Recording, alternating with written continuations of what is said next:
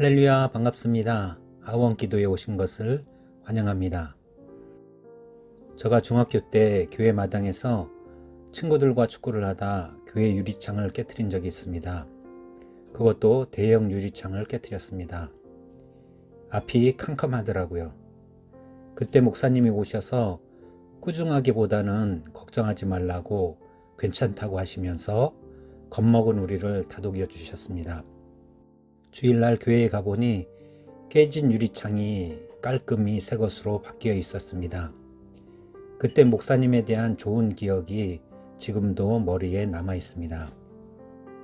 이번에 알아볼 주기도문의 내용은 우리가 우리에게 잘못한 사람을 용서하여 준 것 같이 우리 죄를 용서하여 주시고입니다. 원래 마태복음 원문에는 죄가 빚으로 되어 있고 누가복음에는 그대로 죄로 나옵니다.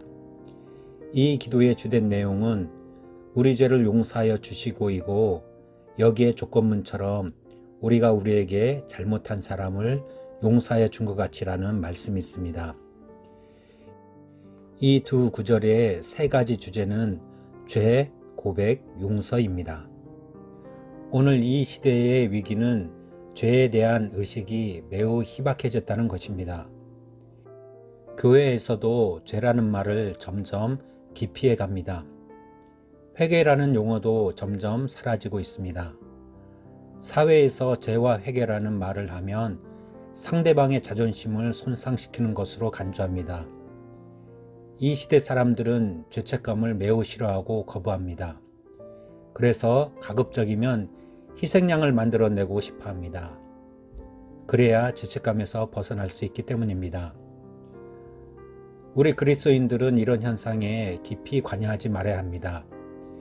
예수님의 시각으로 세상을 바라볼 수 있어야 합니다. 기독교 신앙에서 죄는 어둠의 현실에서 몸을 도사리며 착하게 살았느냐, 그렇지 못했느냐에 있지 않습니다. 죄는 좀 더 적극적인 면에서 책임과 관련이 있습니다. 만약 죄의 문제를 생각할 때 얼마나 착하게 살았느냐에 초점을 맞춘다면 우리는 항상 이 현실을 적대시하고 현실로부터 도피해서 지극히 개인적인 삶으로 빠져들어갈 수밖에 없습니다. 그런 가운데 죄의 고백은 어디까지나 자기 중심적이 됩니다. 그러나 이 기도문에 나타난 죄의 문제는 그러한 의미와는 다릅니다. 여기에 기록된 죄는 사회와 고립된 상태가 아닌 사회와의 관계 가운데서 부여된 책임과 관련되어 있습니다. 즉, 이 사회라는 공동체의 한 구성원으로서 우리가 항상 현실로부터 위탁받은 책임을 다했는가 하는 문제인 것입니다. 그러므로 기독교 신앙에서 죄의 고백은 자신을 부인하는 것이 아닙니다. 오히려 자신을 받아들이는 것이며 사회 공동체 구성원으로서 정체성을 인정하는 것입니다. 자기 정체성이 분명한 사람일수록 자신의 책임과 실수를 인정할 줄 알게 됩니다. 신앙에서 죄의 고백은 도피가 아니며 한 번 더 참자유의 영역으로 들어가는 새로운 시작입니다.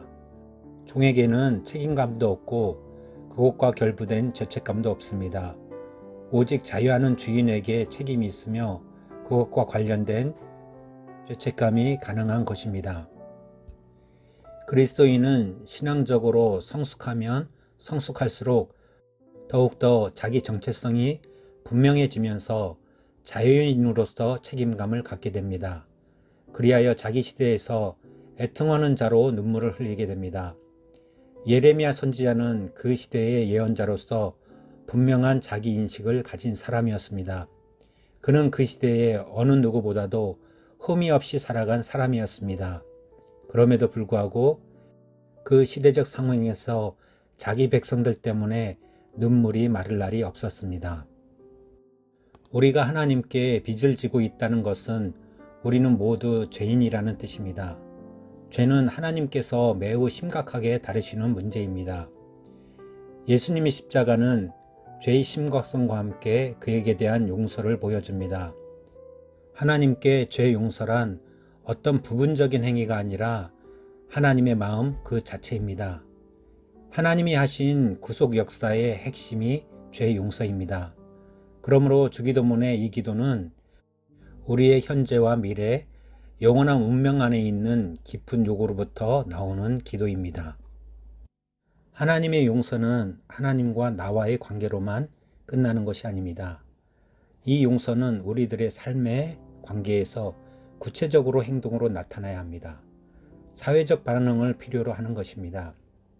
이것은 우리의 용서가 하나님의 용서를 유발하는 것이 아닙니다. 이 기도에 우리가 우리에게 잘못한 사람을 용서해 준 것 같이 이것은 하나님의 용서를 위해 우리 편에서 먼저 제시하는 조건이 아닙니다. 하나님 앞에서 우리의 용서는 채권자 관계가 아니라 채무자 관계에서 나타나는 것이기 때문입니다. 마태복음 18장 23절로 35절에는 용서할 줄 모르는 종의 비유가 나옵니다. 왕에게 엄청난 빚을 진 종이 그 빚을 도저히 갚을 수 없게 되자 왕이 그의 빚을 탕감해 주었습니다. 빚을 탕감받은 종은 자기에게 빚진 동료의 빚을 탕감해 주는 행위로 탕감받은 자의 반응을 나타내야 했습니다. 그런데 그 종은 그것을 거절함으로써 왕의 탕감 자체를 무익한 것으로 만들었습니다. 우리가 다른 사람을 용서한다는 것은 상대방의 잘못을 없던 일로 한다든지 잊어버린다든지 원상태로 돌려놓는다는 의미가 아닙니다. 분명히 손해가 있고 상처가 있고 아픔이 있더라도 그럼에도 불구하고 더 이상 상대방을 그 실수와 아픔과 원한에 묶어놓지 않고 해방시켜 주는 것을 의미합니다.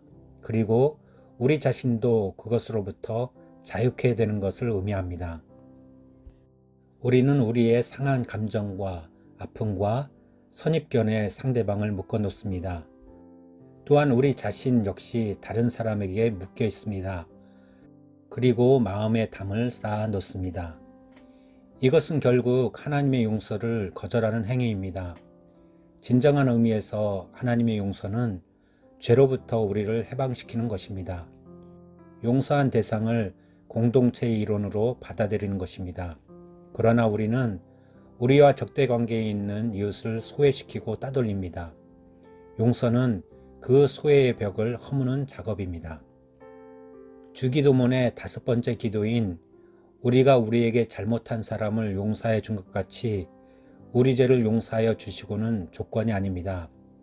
이 기도는 매일매일 하나님의 용서 없이는 살 수 없는 우리가 하나님의 용서를 구하면서 다른 사람을 용서하기를 거절하는 것과 대항해서 싸우겠다는 의지이자 다짐입니다.